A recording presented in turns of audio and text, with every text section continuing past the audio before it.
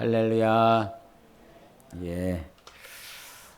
오늘 식사는 우리 신명철 권사님 가정에서 이렇게 섬겨주시고 또 우리 특별히 우리 소임이가 지금도 소임을 열심히 다하면서 97일째를 살아내고 있습니다. 그래서 이제 곧 있으면 100일이라 100일이 10월 2일이더라고요. 그래서 10월 2일 백설기 떡을 오늘 해왔습니다. 할렐루야. 소임이에게 박수 한번 쳐주세요. 소임이 어디 가세요, 소임이? 예. 그리고 이번 주에 뭐가 있죠? 이번 주 행사에 예, 직분자 야유회 또 있습니다. 같이 함께 하시고 또 오늘 우리가 헌금을 했지만 또 귀한 목사님들 또 전사님이 잘 그곳에서 견디시고 승리할 수 있도록 생각날 때마다 기도해 주시기를 바랍니다. 그리고 제가 오늘 헤어스타일이 조금 바뀌었죠? 똑같죠 뭐. 예. 제가 어제 저녁에 바리깡으로 제가 제 머리를 깎았습니다. 중은 제 머리를 못 깎는데 목사는 깎습니다. 그래서 열심히 깎았습니다. 우리 옆 사람 보고 예수 안에서 사랑합니다. 축복합니다. 인사하겠습니다. 우리 한번 사진을 한번 보여주시겠어요? 사진. 첫 번째 사진. 혹시 이분 아십니까? 아마 이분 기독교인이면 그래서 좀 아실 수 있는 분들이 몇 분 계시는데 영어 제목으로도 나왔는데 교회 오빠라고. 교회 오빠. 저도 교회 오빠입니다. 저분은 고려대 학생이었습니다. 그리고 저 사모님, 집사님 되시는 분들은 제가 기억으로는 숙명여대인가 어디 여대였습니다. 동국여대인가 여하튼 그랬습니다. 그러다가 이제 결혼하고 가정을 꾸렸는데 신실하게 예수 믿다가 질병에 걸려서 하나님께서 빨리 부르셨습니다. 그리고 이제 여자 집사님하고 아이만 이렇게 남겨져 있는 상태고요. 다음 사진 한번 보세요. 이분은 아십니까? 가끔 TV를 보다 보면 옆에서 애들이 쟤는 누구라고 쟤는 누구라고 얘기를 해요. 근데 아무도 모르겠더라고요. 아무도. 그냥 저 브라운 아이스 걸즈인가? 뭐 그룹명이 그렇대요. 그리고 이름이 나르사래요. 나르사. 개떡 같은 이름. 나르사래요. 나르사. 리드 보컬인데 이제 보컬인데 이제 저게 뭐가 나오냐면 새롭게 하소서 이렇게 나온 거예요. 새롭게 하소서에 간증하러 나왔대요. 어떤 간증을 했냐면 이제 불면증이 있고 먹지도 못하고 어떤 그런 힘든 시간들을 보냈나 봐요. 근데 어느 날 찬양 소리가 들리더래요. 찬양 소리가 들려서 그 찬양 소리가 자기 삶에 자기 마음에 빛과 같이 임하여서 그때 하나님을 이렇게 체험하고 이제 그 다음날 잘 자고 잘 먹고 마시고 회복할 수 있었다라고 하는 그래도 이제 걸그룹이고 연예인이다 보니까 저렇게 나와서 또 아름답게 간증을 했습니다. 다음 사진 한번 보여주세요. 잘 보이시나요? 조금 잘 안 보이시죠? 크게 보이실 텐데 여러분 편에서 보면 왼쪽 편에 금색 2마리하고 빨간색 2마리 1마리가 보이죠? 네, 그렇게 해야 잘 보일 것입니다. 저분들은 누구시냐면 위대하고 강하신 남성분들이십니다. 그 남성분들이 여자로 이렇게 분장한 것이 아니라 자기 스스로의 정체성이 그렇습니다. 남자인데 여자로 사는 그런 자들이에요. 이제 그런 프로그램에 그 세 분 옆에 이렇게 보이시는 분이 보이죠? 이분은 정체성이 남자 같습니까? 여자 같습니까? 여자입니다. 여잔데 맨 오른편에 있는 분이 근데 이 맨 오른편에 있는 분이 누구였냐면 좀 전에 봤었던 그 리드 보컬 나르사라고 하는 그 자매입니다.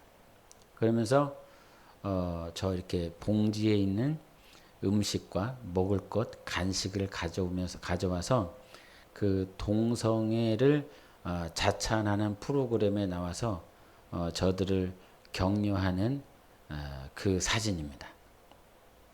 예, 이 사진 세 장의 사진을 왜 보여드렸냐면 우리가 신앙생활을 하면서 어떤 사람은 신앙생활을 승리하고 어떤 사람은 중도에 좌절하는 것을 보게 됩니다.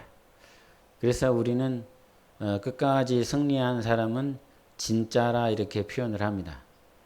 그리고 중도에 탈락하는 사람들은 뭐라고 할까요? 가짜라고 표현을 합니다. 그래서 이게 성경에 보면 진짜가 있고 가짜가 있습니다. 그래서 마태복음 25장에 보면 오른편과 왼편에, 오른편에는 어떤 무리가 있습니까? 양 무리가 있죠. 왼편에는 염소가 있습니다. 하나님은 누구를 아신다 아십니까? 양 무리를 아신다. 오른편에 있는 자들. 그런데 왼편에 있는 자들도 하나님께 항변합니다. 제가요 가난한 자들을 도와주고요, 또 병든 자들을 도와주고요, 내가 그렇게 살았지 않습니까? 그랬더니 예수님이 뭐라 그러십니까? 나는 니들을 몰라 이랬습니다. 그렇게 예수님 앞에 서서 그렇게 말할 정도예요. 그러면 사람 앞에서는 어땠을까요? 하나님 앞에서 그렇게 말할 정도면 살아 있었을 때는 어땠을까요? 굉장한 강한 믿음이, 또 하나님 앞에 자기는 신실하다라고 이렇게 했을 수도 있을 것 같아요. 그런데 너무 아쉬운 건 진짜와 가짜가 이 땅에서 확실히 구별되게 내가 가짜였구나, 이거를 확실히 알았으면 그래도 변화되어지고 개선되어질 수 있는 기회가 있는데, 이 땅에서 그런 기회가 만약에 없었다라고 한다면 결국 누구 앞에 서서? 하나님 앞에 섰을 때 비로소 판가름이 나거든요. 근데 여러분, 이제 진짜 가짜다라고 하는 표현을 때로는 내가 가짜와 같은 모습일 수도 있어요. 제가요 가짜 목사 또 가짜 성도일 수 있어요. 그래서 내가 가짜가 아닌가라고 하는 것 때문에 힘이 들 때가 있거든요. 근데 이제 이런 진짜와 가짜를 구분하면서 어떤 분들은 그 가짜에 대해서 뭐라고 얘기를 하냐면, 그렇게 과거에 충성스럽게 헌신하고 희생하고 자기 물질과 시간을 그렇게 다 들이더니 이제 시간이 지나니까 다 변질되어지고 믿음도 없는 모습을 이렇게 보면서 대부분이 그렇게 생각하지 않을까 싶어요. 그때 헌신한 거, 그때 희생한 거, 젊었을 때 그렇게 하나님 앞에 충성한 것들이 진짜 마음이 아니라 가짜였던 거, 이렇게 판단하는 소리를 듣습니다. 그것이 틀리다라고 말하지는 않아요. 맞는 사람도 있을 거예요. 외식하는 사람들처럼 그렇게 자기의 겉모양에 치중하여서 살아가고 있는 자들이 분명히 있으니까요. 오늘도 예배 드리러 갔지만 이렇게 전도하다 보면 만나는 분들 가운데 어떤 분들이 얘기를 하냐면 큰 교회 가야 된다고. 근데 꼭 하시는 말씀이 뭐냐면 그래야 인맥 쌓기가 좋다고. 특별히 사업하시는 분들은 그래야 사업장이 잘 될 수 있다는 표현까지 서슴없이 합니다. 그러니까 목적이, 예배를 드리는 목적이 자기 육신의 정욕과 이생의 자랑거리를 위한 것들로 예배나 교회가 전락되어져 있다는 사실이지요. 그런 분들도 분명히 있기 때문에 그 말이 틀리다라고 하지는 않겠어요. 근데 우리가 한번 고린도전서 10장 13절을 보시겠습니다. 같이 읽겠습니다. 시작. 사람이 감당할 시험 밖에는 너희가 당한 것이 없나니 오직 하나님은 미쁘사 너희가 감당하지 못할 시험 당함을 허락하지 아니하시고 시험 당할 즈음에 또한 피할 길을 내사 너희로 능히 감당하게 하시느니라. 그리고 12절에는 이렇게 써 있습니다. 제가 읽을게요. 그런즉 선줄로 생각하는 자는 넘어질까 조심하라 그랬습니다. 분명히 경계하고 있습니다. 경고할 뿐만 아니라 이거를 경계하고 있습니다. 넘어진다 이런 표현을 하셨습니다. 여러분은 신앙생활을 하면서 넘어진 적이 있으십니까? 없으십니까? 저는 많습니다. 그래서 부끄럽습니다. 부끄러워. 만약에 이거를 지금 다 일일이 일기장에 기록하지 않아서 그렇지, 만약에 실수한 것들을, 넘어진 것들을 기록했다라고 그런다면 아마 굉장히 많은 분량을 차지하고 있을 것입니다. 여러분을 무시하는 것이 아니라 여러분도 넘어졌었던 순간들이 굉장히 많이 있었을 것입니다. 어제도 사모와 같이 이렇게 대화를 하면서 나라고 하는 사람은 젊었을 때 조승우 목사는 어떻게 살았을까 이런 얘기들을 잠깐 하면서 제가 가끔 단상에서 얘기를 하지만 저는 청년 시절에 예수 믿은 지 한 1년 채 되지 않고 군대를 갔다가 군대에 나오자마자 그러니까 신앙생활 자체가 굉장히 옅은 거죠. 연륜도 없고요. 성경도 읽은 적이 없고요. 기도를 어떻게 해야 될지도 모르고요. 근데 실습 전도사로 이렇게 부름을 받았어요. 근데 같은 동년배 친구들이 이렇게 있었습니다. 다 친구인데 같은 대학교 동기들인데 친구들이었습니다. 근데 그 친구들이도 함께 이렇게 전도사로 부름을 받았죠. 그래서 사택 앞에 2층이었는데 2층이 사택이었고 사택 앞에 작은 유아실 공간이 있었는데 그 공간을 전도사들이 쓸 수 있는 기숙사로 썼습니다. 그래서 침대 2개 넣어놓고 그다음에 방바닥에서 잘 살아면 방바닥에서 자고 그러면서 3명, 4명이 그 좁은 공간에서 살았습니다. 근데 당시 이렇게 당시를 생각해 보니까 목사님 나를 왜 불렀을까 이런 생각이 이제 하나님이 부르신 건데 이제 저한테는 그 당시에는 목사님이 저를 불렀기 때문에 목사님이 나를 왜 부르셨을까 생각해 보세요. 뭐 신앙생활을 열심히 했었던 사람도 아니고 또 뭐 신앙에 연륜이 있었던 사람도 아니고 그 다음에 누군가를 인도해 보거나 지도해 보거나 성경을 가르쳐 봤 이런 격도 없는 사람, 신앙의 연륜이 굉장히 얕은 사람, 그 사람을 불러다 놨어요. 그러면서 나중에 이런 말을 한번 했다고 저희 사모가 어제 잠깐 얘기를 하면서 그랬겠구나라고 하는 생각이 좀 들더라고요.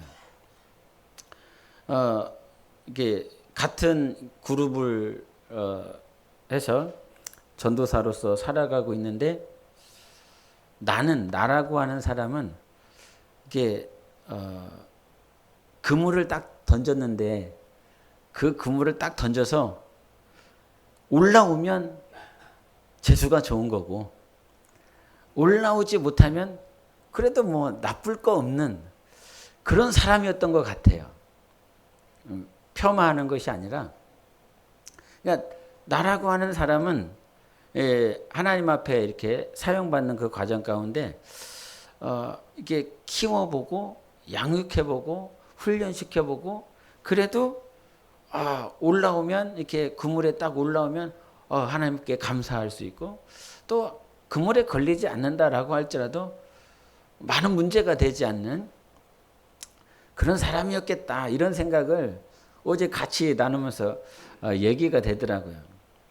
근데 기대하지 않았는데 그래서 제가 그 당시에 신앙생활을 한 기억들이 이렇게 일천하다고 그랬잖아요.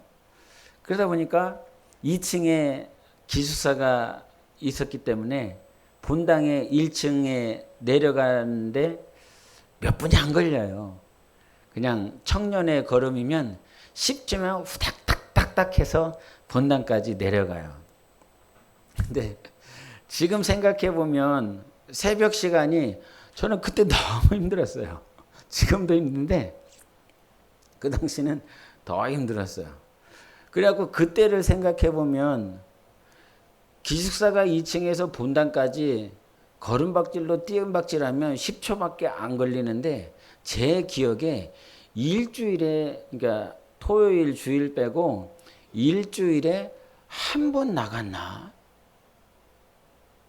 이랬던 거예요. 할렐루야. 예. 그러니까 그 당시에 나를 보면 그런데 제 친구 전도사들은 이게 제가 눈을 떠보면 한 5시 20분, 30분인 거예요. 그럼 내려가면 되잖아요. 할렐루야.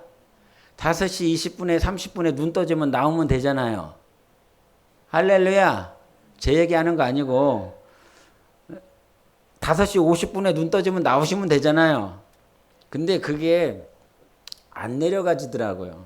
5시 20분, 30분에 눈이 살짝 떠지면 이렇게 얼굴을 돌려보는 거죠. 근데 이놈들은 제 친구들 얘기하는 거예요. 이놈들은 어느 순간 나가 있는 거예요. 근데 그 때를 떠올려 보면 굉장히 재밌었고 스스로 막 경쟁을 했었던 것 같아요. 스스로 신앙생활 자체를 내가 너를 이길게. 내가 너보다 더 잘해. 더 잘할 거야. 이런 표현들은 하지 않지만 아직 신앙이 성숙하지 않아서 이겨보려고 했었던 마음들이 그때 있었겠다 이런 생각들을 좀 해봐요. 이렇게 고개를 돌려보면 이 친구들은 다 내려가 있고 저는 그때 눈을 떴으면 내려가면 되는데 안 내려가지더라고. 몸뚱아리가 안 일어나져요. 그렇게 실습전도사 시절들을 이렇게 막 보냈었던 것 같아요. 그런데 그렇게 보내고 있었던 나를 목사님 어떻게 봤을까 이런 것들을 가끔 생각하거든요. 그러면 기숙사 잠자리 줬지, 밥 먹여주지, 뭐 이렇게 신앙생활 잘할 수 있도록 도와주지. 그러면 얼마나 좋겠어요. 그러면 어떻게 해야 돼요? 잘해야 돼요? 잘 못해야 돼요? 잘해야 되는 게 맞잖아요. 그런데 잘 되지 않았어요.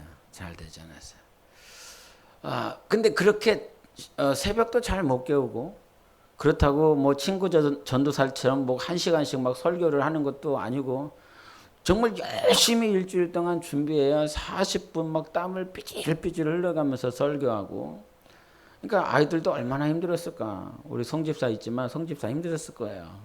지금도 힘든가? 네? 힘들었을 거예요. 근데 그런 시간들을 계속 그러니까 목사님의 입장에서 보면 나라고 하는 사람은 그냥 이렇게 약간 예외일 수도 있고 좀 잠깐 저기 있어. 눈에 잘 들어오지 않는 그런 사람일 수도 있겠다 이런 생각을 좀 해보는 거죠.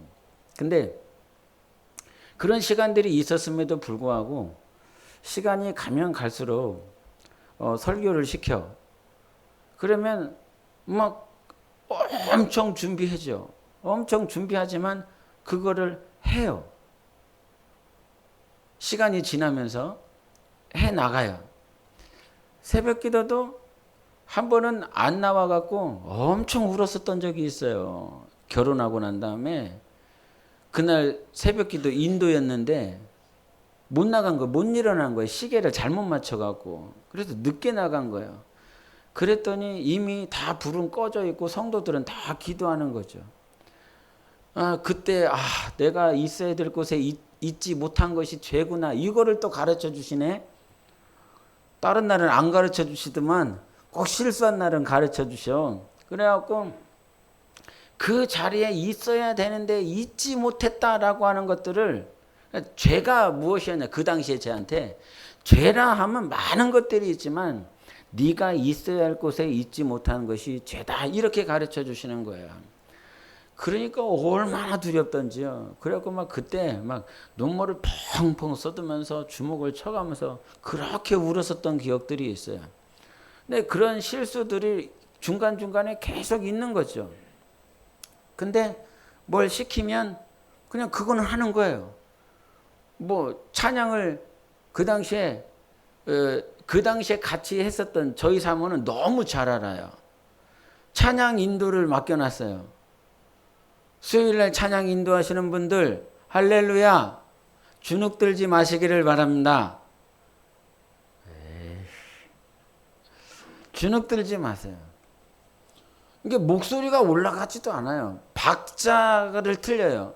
왜냐하면 이 음표를 못 보기 때문에요. 4분의 4박자라고 그러는데 요즘은 이게 뭐예요? 이게 딱 들어가기 전에 미리 들어가는 게 뭐예요? 복가춘마디라고 그러나? 맞아? 뭐 그런 게 미리 4분의 정박에 딱 들어가야 되는데 정박이 안 들어가는 게 요즘은 엄청 많잖아요. 찬송가는 뭐예요? 다 정박이죠. 4분의 4박이 쿵짝 쿵짝 쿵짜자 쿵짝 이거잖아요. 다 정박이란 말이야. 근데 요즘은 청년들이 작사 작곡하는 능력이 더 이렇게 월등히 많아서 이게 그런 것들이 많잖아요. 그러니까 그거를 막 지금 인도하시려고 그래. 우리 권사님하고 집사님들이. 그러니까 이게 같이 부를 때는 좋거든. 이게 청년들이 다 맞춰주니까 제때 딱 들어가고 뭐 목가춤마디라도 이렇게 다 알아서 해주니까 그러니까 은혜를 받는 거야. 같이 따라 부르면서. 근데 자기가 부르니까 자기가 인도해야 되니까 인도를 해주는 사람이 있었을 때는 그냥 틀려도 티가 안 나고 잘 나가는데 인도를 하려니까 자기가 못해갔거든. 그 찬양이 너무 은혜 받아서 그 찬양의 가사가 좋아서 막 했는데 다 틀려. 지난주 수요일 날 엄청났잖아요. 우리 류지사님 뭐라 하는 거 아니야? 엄청 은혜를 받았어요. 막 중간에 끊고 다시 하자고 그러고 할렐루야. 수요일 날 나와야 이런 은혜를 받아요. 근데 그 당시에 제가 그랬어요. 그 당시에 박자 감각이 없는 거예요. 올라가지 않는 거예요. 그 당시에는 성가대가 있었거든요. 성가대. 근데 보통 남자는 테너 아니면 뭐래요? 베이스를 해요. 테너 아니면 베이스를 한다고요. 그러니까 음을 깔아주든지 아니면 높게 가든지. 근데 저는 음이 안 나오기 때문에 여성들이 하는 소프라노를 했어요. 근데 소프라노도 계속 틀리는 사람이었어요. 계속 그렇게 실수하고 잘 못하고 뭐 할 수 있는 달란트도 없고요.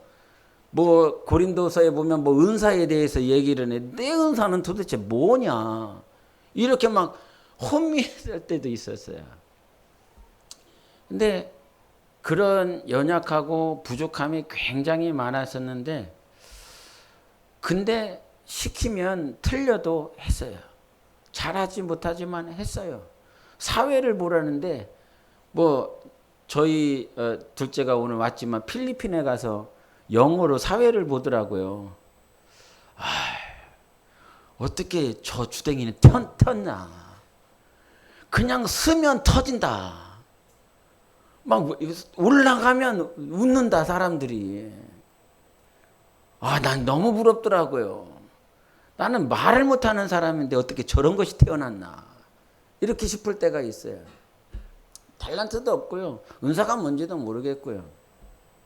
그러나 그런 시간들 그리고 중간중간에 막 엎어져 갖고 나는 여기 있으면 너무 힘들다. 교회에 있으면 너무 힘들다. 기숙사에서 계속 있으려니까요. 3명, 4명이 그 좁은 공간에 다른 데 갈 수 있는 게 아니에요. 1년에 설이나 추석이 되면 오늘 간증만 하는데 죄송해요. 설교를 해야 되는데 서울에 한번 올라가서 1년에 한 번, 2번 설에 추석에 올라가서 식구들 잠깐 보고 내려오는 거. 그것도 하루 이틀 보고 내려오는 게. 그래서 제가 이 콧바람 쐬는 게 1년에 한 번, 2번이었어요. 그리고 다 교회였어요. 가끔 학교 가는 거? 그거 빼고는 다 거기였어요. 갈 수 있는 데가 없었어요. 뭐 요 앞 그 교회 앞에 조그만 구성동에 흐르는 시냇물 조금 있죠. 거기 가서 청소하고 발 담그고 그게 저희 야유회였어요. 근데 그렇게 좁은 곳에서 계속 지내면서 실수하고 엎어지고 넘어지는 나의 모습, 그 가운데서 나 여기 있으면 죽을 것 같다. 너무 힘들다. 이 좁은 공간에서 계속 어떻게 지낼까. 그래서 도망가고 싶을 때도 있었어요. 예? 저기 변전소로 넘어가는 곳에 육교가 있거든요. 이제 구성동에. 죄송해요. 저의 옛 이야기를 해서 구성동이 어딘지도 모르시는 분이 있을 것 같은데, 구성동 이제 저쪽으로 넘어가면 이게 변전소 가는데 육교가 있는데, 그 육교에 올라가고 이게 처장맞게 이렇게 저 지나가는 차들을 바라보면 아우 나도 좀 어디론가 가고 싶다. 이런 순간들도 있었고요. 근데 그와 같이 어렵고 넘어지고 제가 지금 생각해 보니까 목사님 속을 징그럽게 썩인 것 같아요. 할렐루야. 그래서 과거에 어떤 집사님은 저희 그 당시 청년들한테 너희들도 나중에 교사가 꼭 돼봐 이렇게 저주를 하셨어요. 청년들이 엄청 속을 썩이니까 교사의 심정을 한번 알아보라고, 니들도 커서 반드시 교사가 돼봐라고. 그래서 다들 교사가 돼갖고 속이 썩었나 봐. 그런 시간들이 있었어요. 이게 되돌아보면 속 엄청 썩이고 그런 시간들이 이렇게 있는 것 같아요.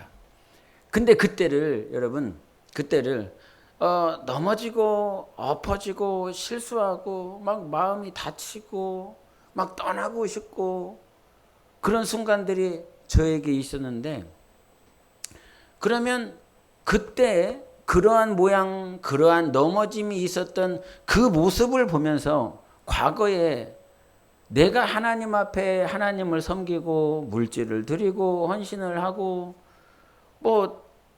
교회를 떠나지 않고, 그 당시에 젊은 청년이 그 좁은 공간에 마치 닭장처럼 있는 그것을 벗어나지 않고 1년 자체를 2년 자체를 견딘다라고 하는 그 사실이 되돌아보니까 내가 또 그렇게 살았구나. 그러면 넘어진 적도 있고 좌절했었던 순간들도 참 많았는데, 그러면 그와 같이 하나님 앞에 내가 섬기고 헌신하고 나의 시간을, 못난 놈이지만 그렇게 주님 앞에 살아보려고 했었던 것이 가짜인가?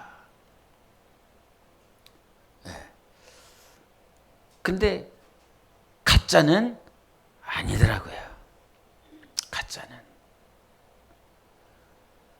여러분이 하나님 앞에 드려지는 시간들이 어느 순간에는 내가 엎어질 때도 있고 낭망할 때도 있고, 오늘 말씀처럼 넘어질까 조심하라 이 말씀처럼 조심하라 그랬는데 조심 못하고 넘어져 버린 순간, 그리고 지금 넘어져 있는 순간일 수도 있죠.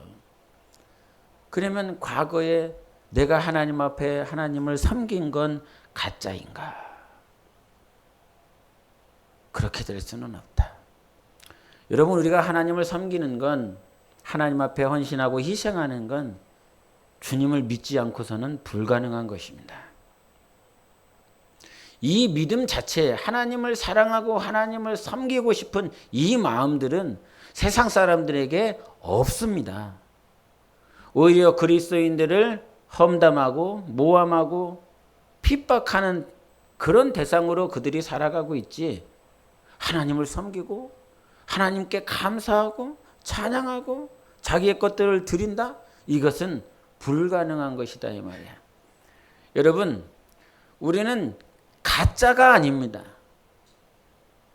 우리가 하나님 앞에, 하나님은 우리를 내가 고아와 같고 과부와 같고, 또 예레미야에서는 이 피투성이와 같은 그런 모양을 가지고 있는 이스라엘이요 유다이지만, 하나님이 뭐라고 말씀하시냐면 그래도 살아라.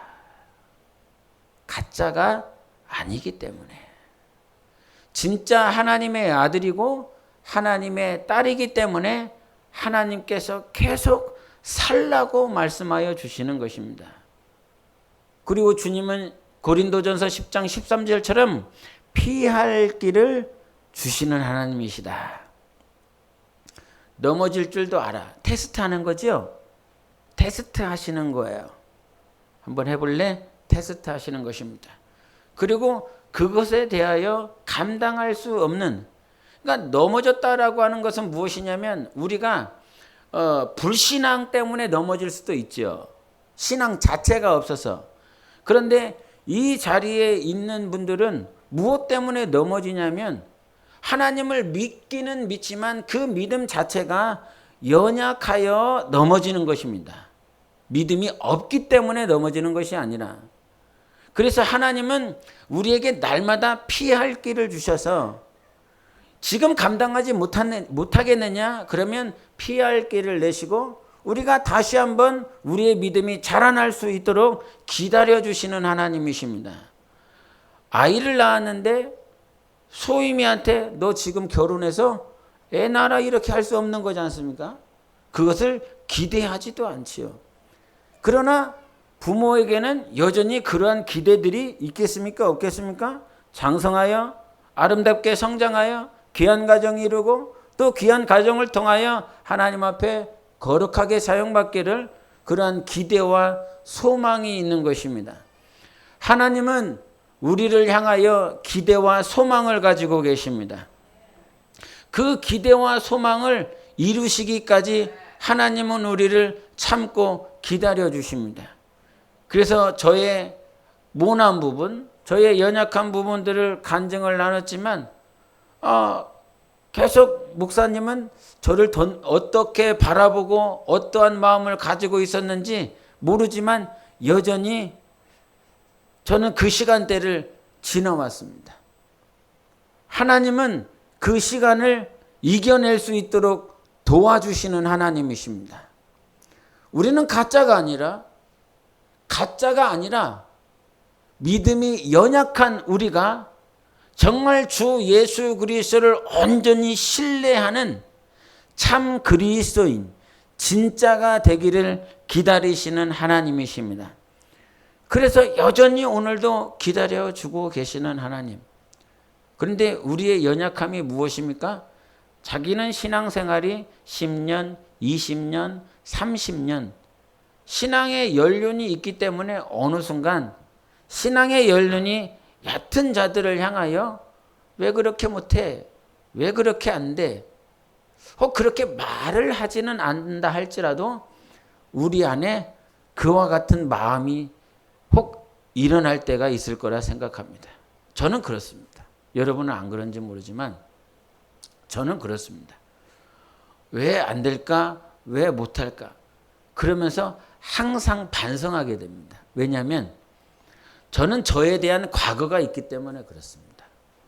그러한 과거가 없으신 분들은 내가 어떻게 하나님 앞에 성장해 왔는지, 그리고 내가 성장하기까지 목회자와 윗직분자들이 얼마만큼 기다려주고 힘들었는지에 대한 저의 과거의 이력이 있기 때문에 내 마음에는 그러한 마음이 올라오지만 어느 순간 과거의 나 자신에게 돌아가게 됩니다. 그러면 고백하는 게 있어요. 나는 그러한 말을 할 자격이 없는 사람이다. 나는 그렇게 말을 해서는 안 되는 사람이다. 그리고 동시에 생각나는 건 그와 같이 허물과 연약함이 많이 있었던 나를 지금까지 인도해 주신 하나님께로 돌아가게 됩니다. 두 가지가 됩니다. 엎어짐과 넘어짐이라고 하는 그 시간들이 나에게, 또 성도들에게, 가족들에게, 내가 사랑하는 사람들에게 벌어지고 문제가 발생했을 때 두 가지로 돌아갑니다. 저는 나의 과거의 이력으로 돌아갑니다. 우리가 지난번에 말씀을 암송했을지 내가 이르기를 내 허물을 여호와께 자복하리라 하고 곧 내 죄를 주께 아뢰고 내 죄악을 고백하였더니 곧 여호와께서 내 죄악을 사하셨다. 내 허물로 돌아갑니다. 내 죄로 돌아갑니다. 내 죄악으로 돌아갑니다. 나의 무지함과 나의 연약함과 나의 과거로 돌아갑니다. 사도 바울이 이런 고백을 했지 않습니까? 나 뒤의 것은 돌아보지 않겠다고. 근데 동시에 이런 말도 했습니다. 정말 자기 자신을 살리는 회개, 그게 있다라고 그랬습니다. 회개를 해야 된다라고 하는 말은 뒤에 것이 있기 때문에 회개가 가능한 것입니다. 그래서 사도 바울이 고린도 성도들에게 고백한 것이 무엇이냐면 너를 살리는 회개를 해. 할렐루야. 너를 살리는 회개를 해. 저 영혼을 살리는 회개를 해. 그러면 결국 그 회개는 무엇이냐면 나를 보는 것입니다. 그리고 나를 보게 하시는 하나님께로 돌아가게 되어 있는 것입니다. 그 하나님께서 내가 회개하게 하고 내가 돌아가게 하고 내가 이 엎어짐, 넘어짐이라는 이 시간들을 통해서 다시 한번 나를 조명하고 하나님을 바라보고 그 다음에 넘어져 있는 그들을, 우리를 보게 되는 것이죠. 여러분, 오늘 본문 말씀은 시편 69편은 다윗의 엎어짐이고 넘어짐이고 고통이고 아픔입니다. 69장 1절을 한번 보실까요? 성경을 보시겠습니다. 시편 69편 1절을 보시겠습니다. 시작. 하나님이여 나를 구원하소서. 물들이 내 영혼에까지 흘러 들어왔나이다. 7절 보시겠습니다. 시작. 내가 주를 위하여 비방을 받았사오니 수치가 나의 얼굴에 덮였나이다. 9절도 읽겠습니다. 시작. 주의 집을 위하는 열성이 나를 삼키고 주를 비방하는 비방이 내게 미쳤나이다. 다윗이 그러한 아픔과 고통의 시간들, 넘어짐의 시간들, 자기가 부족하여 넘어진 모든 시간들, 그런 시간들로 인해서 자기의 고통, 아픔들이 찾아왔습니다. 그런데 어제 제가 노회 모임에 이렇게 참여를 했는데 딱 한마디가 들리더라고요. 그 한마디 때문에 오늘 이 설교를 하는데 69장 30절 31절입니다. 시작. 내가 노래로 하나님의 이름을 찬송하며 감사함으로 하나님을 위대하시다 하리니 이것이 소 곧 뿔과 굽이 있는 황소를 드림보다 여호와를 더욱 기쁘시게 함이 될 것이라. 이 찬양이 있지요. 이 찬양이 있지 않습니까? 황소를 드림보다 진정한 예배를 기쁘게 받아주시는 주님. 이 찬양이 있지 않습니까? 근데 이렇게 말씀을 안 하시고 그 한마디를 뭐라고 그랬냐면 우리 하나님은 황소를 드리는 것보다 찬송받기를 원하신다. 이 한마디가 제 마음에 꽂혔습니다. 하나님 앞에 황소가 가지고 있는 소를 드리고 뿔을 드리고 굽을 드리고 그 번제 기름을 다 드리고 하나님 앞에 제사를 드리지만 하나님이 정말 받고 싶은 것은 소가 아니야. 여러분의 귀한 이 헌금이 아닙니다. 여러분의 찬송을 받고 싶어 하십니다. 찬송이 무엇입니까? 하나님을 인정하는 것입니다. 하나님 그렇습니다. 하나님 맞습니다. 하나님은 일하십니다. 하나님은 역사하십니다. 하나님은 나와 함께 하십니다. 하나님은 일으키십니다.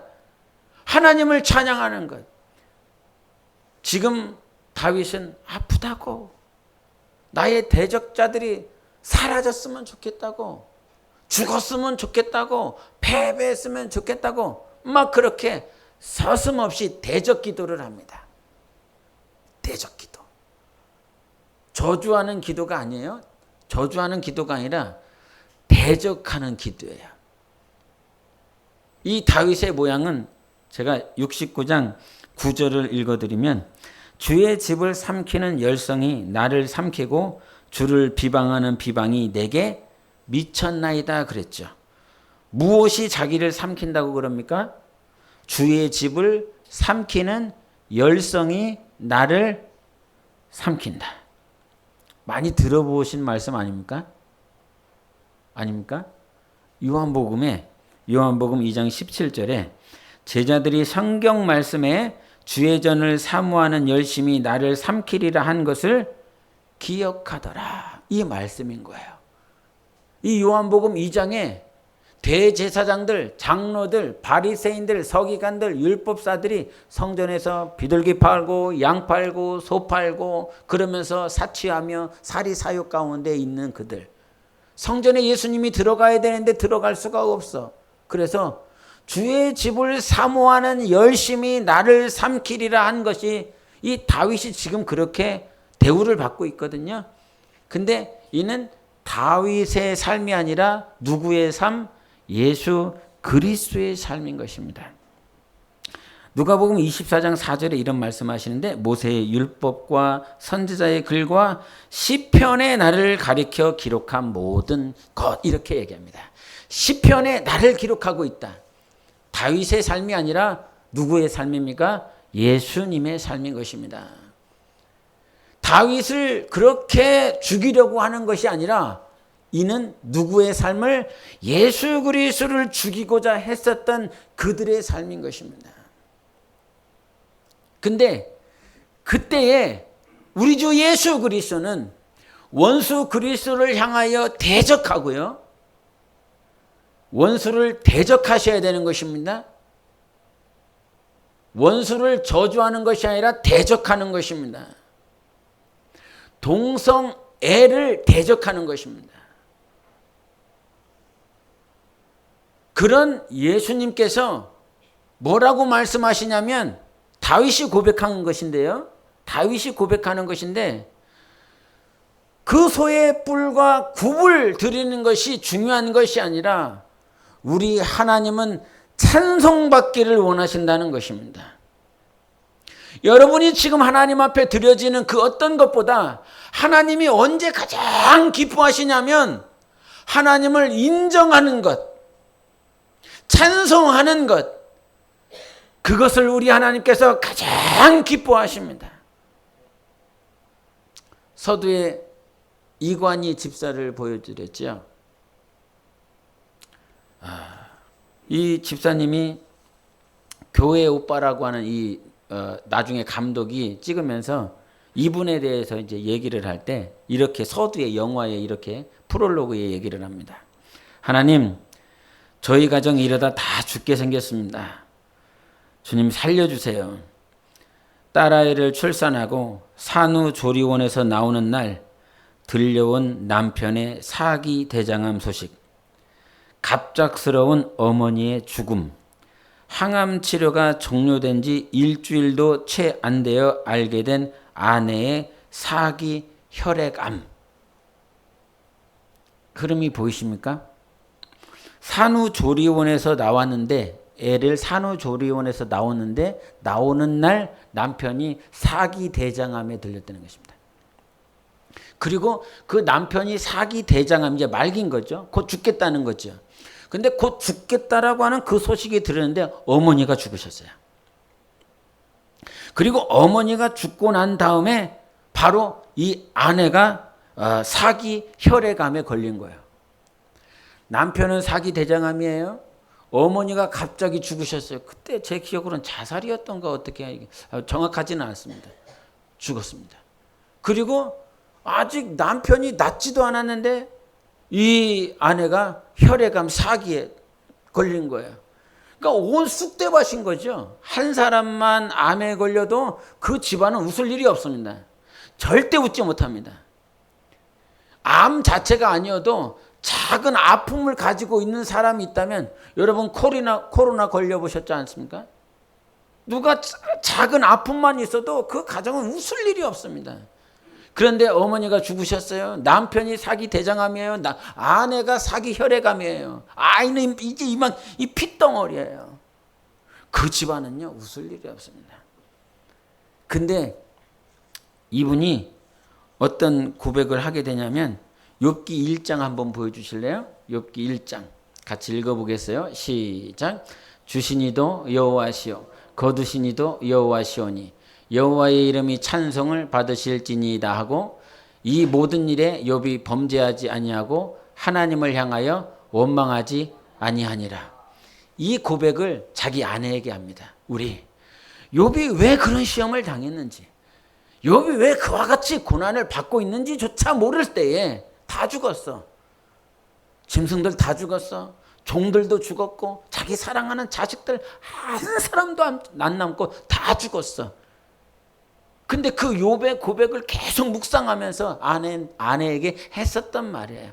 우리 끝까지 지금 우리 삶 가운데 나는 대장암이고 당신은 혈행암이고 이 아이를 우리는 다 두고 가야 되는 것. 근데 아내는 치료를 받았어요. 항암 치료에서.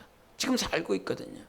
그 당시에 핏덩어리를 바라보면서 그 두 부부가 어떤 마음이 들었겠습니까? 할머니 죽었어. 나 죽을 거야. 이 사람도 죽을 거야. 남는 건 이 핏덩어리 하나. 그것을 바라보면서 울분이 치솟지 않았을까? 분노가 치밀지 않았을까? 그런 생각이 드는 거죠. 근데 말씀으로 돌아갔어요. 이분은. 이 집사님은 그 항암 치료를 받으면서 계속 욥으로 돌아갔어요. 아, 내 삶이 욥과 같구나. 그것을 깨닫게 하면서 깨달으면서 원망하지 말자. 자기 아내 이름을 불리면서 우리 하나님 찬양하자. 하나님을 인정하자.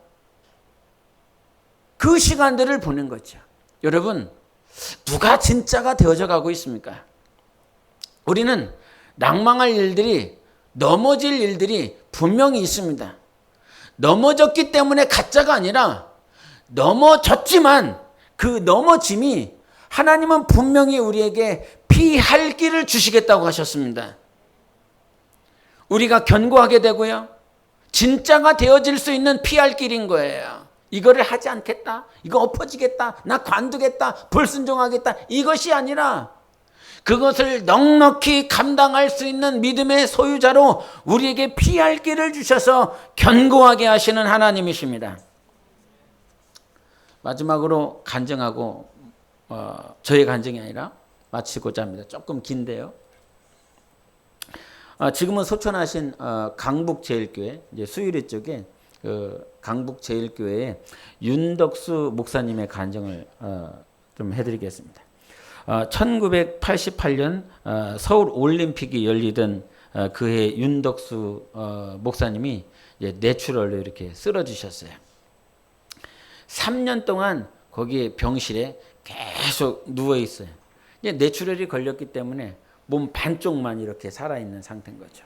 그러니까 눈도 한쪽, 입도 모든 것들이 다 반쪽만 살아있는, 손도 마찬가지로, 다리도 마찬가지로. 근데 거기에다가 기억력을 상실해서 자식까지도 알아보지 못하는 그런 상태.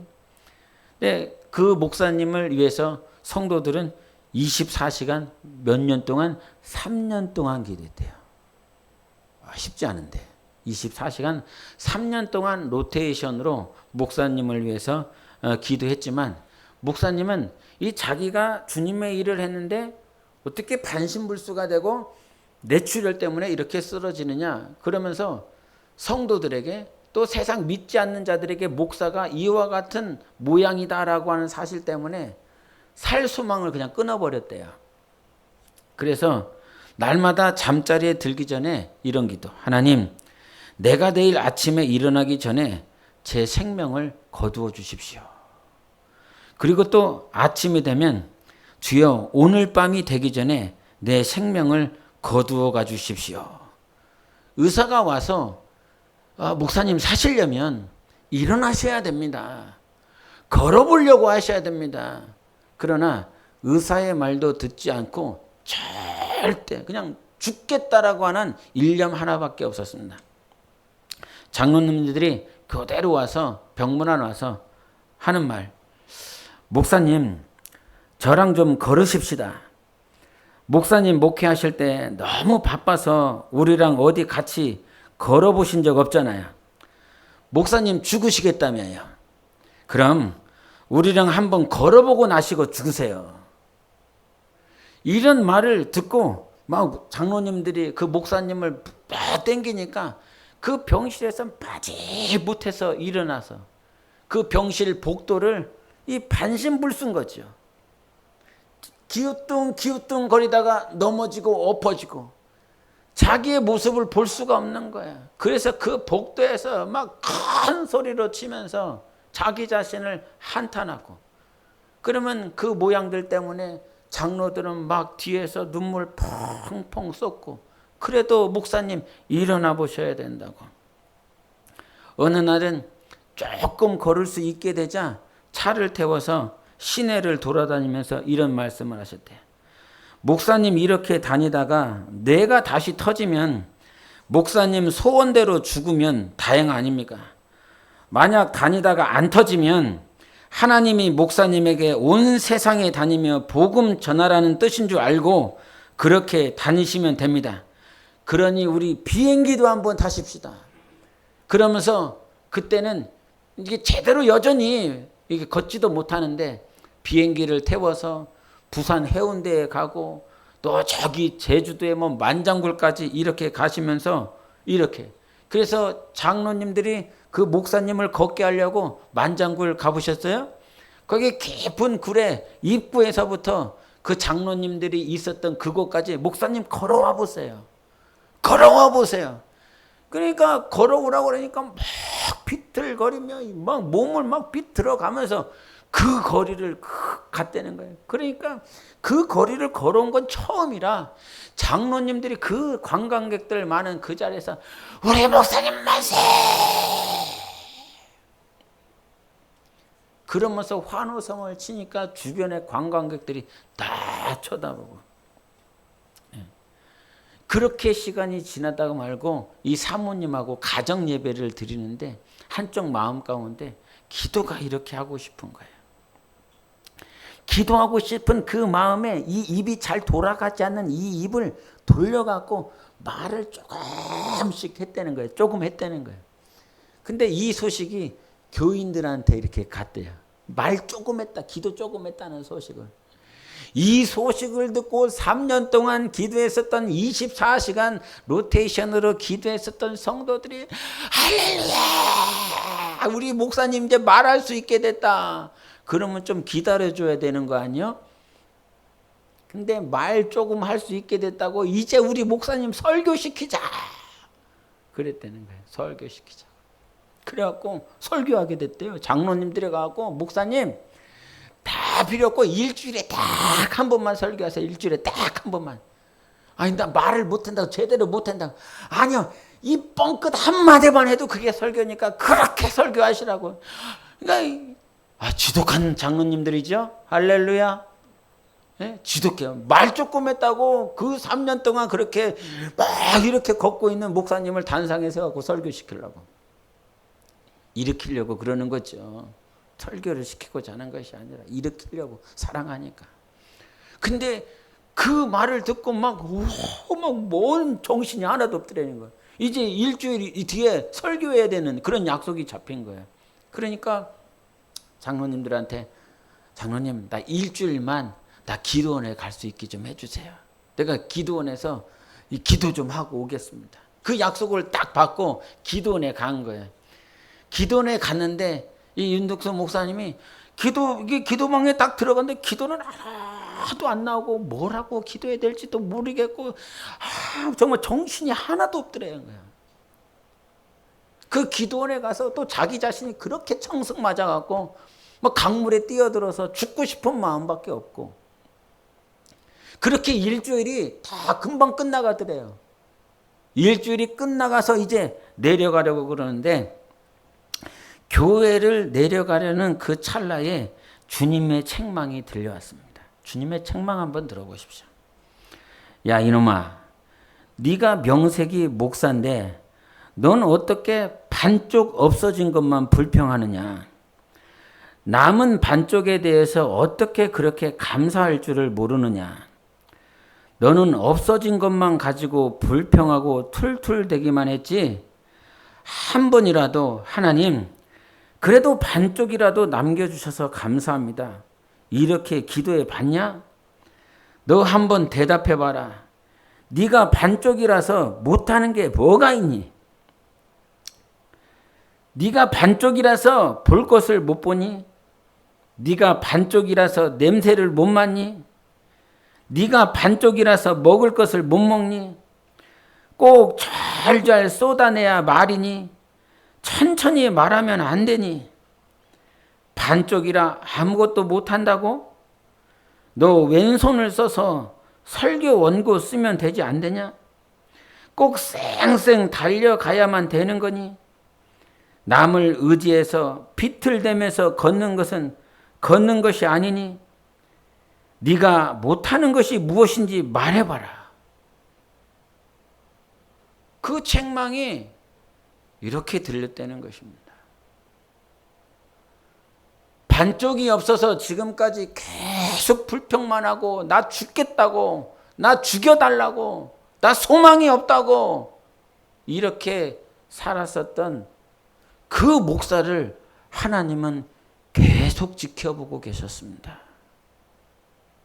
그가 어떻게 고백하는지, 그가 어떤 마음을 품고 있는지, 반쪽이 없어서 못하겠다고, 반쪽이 없어서 죽겠다고, 반쪽이 없어서 나 살 가능성이 없다고. 반쪽이 있기 때문에 할 수 있잖아. 반쪽이 있기 때문에 가능하잖아. 반쪽이 있기 때문에 걸을 수 있잖아. 반쪽이 있기 때문에 먹을 수 있잖아. 그 책망을 듣고 회개가 완전히 터졌다는 거야. 그리고 자기 삶 가운데 나를 위해서 기도해 주는 나의 사모, 맨날 나는 죽겠다고, 나는 죽어버리겠다고, 소망이 없다라고 하는 그 목사를 위해서 자기 옆에서 막 두 손 두 발 다 시중 들고 있는 사랑하는 아내가 있고 자기 자식이 있고, 오늘도 우리 목사님이 언제쯤 회복될까 24시간 3년 동안 계속 기도하고 있는 성도들이 있고, 그것을 보니까 자기는 반쪽을 잃은 것 같지만 자기에게는 생각해보지도 않은 수많은 것들이 있다라고 하는 사실을 알게 됐더라는 거예요. 주님 잘못했습니다. 저를 용서해 주세요. 저를 한 번만 일으켜 주시면 두 번 다시 불평하지 않고 감사하며 살겠습니다. 간절히 회개하면서 목사님의 기도가 열렸습니다. 근데 중요한 건 문제는 성경을 읽는 것이었습니다. 아까 말했던 것처럼 기억력을 다 상실해 버렸기 때문에 글을 잊어버렸어요. 글의 의미가 무엇인지를 모르는 거예요. 그래서 이 한글 성경을 가져다 놓고 성경을 읽기 시작합니다. 그렇게 많이 읽었었던 성경이 삽시간에 뇌출혈로 인해서 글자도 잊어버렸고 무슨 의미인지를 모르는 거예요. 그래서 창세기 1장 1절 태초에, 그 태초에를 읽으면서 태초에가 무슨 말이지? 그래서 성경 한글 사전을 가져다 놓고 태초에를 펼쳐서 찾아봤더니 맨 처음이라는 의미다. 이거를 안 거예요. 아, 태초에가 맨 처음이구나. 그리고 창조라고 하는 이 단어를 봤는데 이것도 모르는 거예요. 사전을 봤더니 하나님이 만드셨다라고 하는 뜻이구나. 이거를 안 거예요. 그렇게 성경을 읽고 있는데 불현듯 또 하나님, 이렇게까지 내가 목사 짓을 해야 됩니까? 이렇게까지 목사 노릇을 해야 됩니까? 이런 마음들이 또 올라오더라는 거예요. 그래서 성경을 확 집어던져 버렸대. 그랬더니 하나님이 그 마음속에, 야, 너 기어가서라도 저 성경을 가지고 와라. 이런 마음이 드니까 기어서 비뚱비뚱거리면서 또 성경을 가지고 와서 다시 또 성경을 읽기 시작하는 거죠. 밤새 성경을 읽기 시작하고, 그 다음에 그 성경을 읽기도 하고 적기도 하고, 그거를 1년 동안 성경을 놓지 않았대요. 그 반신불수의 몸으로. 그래서 몇 독을 하셨냐면 25독을 하셨대요. 1년에. 그 불편한 몸으로. 근데 어느 날 마치 무슨 가전제품 전기가 나갔다가 다시 연결된 것처럼 불이 번쩍하면서 성경 말씀이 머릿속에서 쑥 들어와서 이 말씀이 막 움직이기 시작하더라는 거예요. 그러면서 모든 문제가 해결되면서 설교를 하게 되고 이 성경 말씀들이 다 살아서 역사가 되더래요. 그리고 교회가 회복되어지고 성도들이 살아나고 그러면서 마지막까지 당신은 단상에 서면서 자기의 감정이나 자기의 생각을 말하지 않고 오직 그냥 성경만 말씀을 하셨다고 그런 간증을 했습니다. 오늘 이 간증을 왜 드리냐면 저도 이 간증을 들으면서 은혜가 되는 거예요. 나는 아직 반신불수는 안 돼봤습니다. 반쪽이 사라져진 적이 없습니다. 한 10% 사라진 적이 있나? 5%, 1% 잃어본 적 있나? 그러나 우리는 5%를 잃고 이분은 반을 잃었지만 우리는 5%를 잃고 1%를 잃고 하나님 나 죽겠다고요. 하나님 나 미치겠다고요. 왜 나에게 이런 일이 벌어집니까? 우리는 그럴 수 있습니다. 그런데 하나님이 여기서 가르쳐 주시는 것이 있습니다. 하나님은 우리를 포기하지 않았습니다. 하나님은 우리가 어떤 존재인지 압니다. 그렇게 안 되는 목사를 죽겠다라고 하는 목사를 넘어져 있는 것 아닙니까? 정신 바짝 차려. 선줄로 생각하지 마. 넘어질까 조심하라. 근데 넘어졌어요. 이미 죽겠다라고 하는 거 이미 신앙이 안 보이지 않습니까? 하나님을 인정하지 않지 않습니까? 그런데도 하나님께서 끝까지 견디게 하시고 이기게 하시고 장로들을 통해서 성도들을 통해서 사모를 통해서 자식들을 통해서 계속 돕는 자들을 통해서 그가 일어날 수 있도록 견고해질 수 있도록 하나님이 피할 길을 내셨습니다. 그리고 이의 고백이 그러겠습니다. 다시는 두 번 다시 제가 이렇게 주님 잘못했습니다. 용서해 주십시오. 저를 한 번만 일으켜 주시면 두 번 다시 불평하지 않고 감사하며 살겠습니다. 하나님은 오늘 우리가 그 소의 뿔과 그 소의 굽을 하나님 앞에 제사하는 것을 기뻐하는 것이 아니라 그것보다 하나님을 찬송하는 것을 기뻐하십니다. 하나님을 찬송하십시오. 인정하십시오. 우리는 가짜가 아니라 잠시 넘어졌을 수밖에 없지만 하나님은 피할 길을 내셔서 우리를 진짜가 되게 하시는 유일하신 참 하나님이십니다. 하나님 살아계세요. 날마다 피할 길이 있는 사람 얼마나 복됩니까? 엎어졌는데 날마다 피할 길을 주신대. 날마다 피할 길을 주셔서 새롭게 해주신대. 우리는 영원히 엎어지지 않습니다. 하나님이 일으키시는 복되고 귀한 사람들입니다. 오늘 내가 진짜가 아니어도 상관없습니다. 우리는 가짜가 아니니까요. 오늘 주 예수 그리스도를 닮아가는 참 그리스도인이 되시기를 예수 이름으로 축원합니다. 찬송하세요. 감사하세요. 반쪽 때문에 아파하지 마세요. 반쪽이 있잖아요. 남은 반쪽이. 그 남은 반쪽으로도 넉넉히 하나님께 찬양하고 영광 돌리고 하나님의 나라를 위하여 감사함으로 기쁨으로 살아낼 수 있습니다. 오늘도 피할 길을 내시는 하나님 앞에 찬송하며 감사하는 하루가 되시기를 예수 이름으로 축원합니다. 제가 기도하겠습니다. 주셔서 예수 그리스도를 알 수 있는 복된 자가 되게 하여 주시니 감사합니다. 때로 높아진 것 때문에 연약한 것 때문에 하나님의 뜻 앞에 부합하지 못하는 삶 때문에 넘어지고 아파했었던 우리들입니다. 그런 모양들이 우리의 참 모습이 아니라 오늘 우리는 내 영혼이 진짜가 되어지는 과정 가운데 있습니다. 하나님, 뒤의 것을 다 잊어버리고 오직 주님을 향하여 나아갈 수 있는 참 믿음을 주시고 날이 가면 날이 갈수록 하나님은 맞아. 하나님은 틀림이 없어. 하나님은 실수가 없어. 오늘도 도우시고 인도하시고 나를 진짜 참 그리스도인으로 만들어 가시는 우리 하나님 찬양합니다. 찬송합니다. 날마다 예수 그리스도와 함께 살아낼 수 있는 거룩하고 복된 자가 되게 하여 주십시오. 찬송하며 감사하는 우리 사랑으로 하나 되는 우리 교회 모든 성도들 되게 하여 주시옵소서. 오늘도 그와 같이 일하고 계시는 하나님께 감사하며 살아계신 예수 그리스도의 이름으로 기도하옵나이다.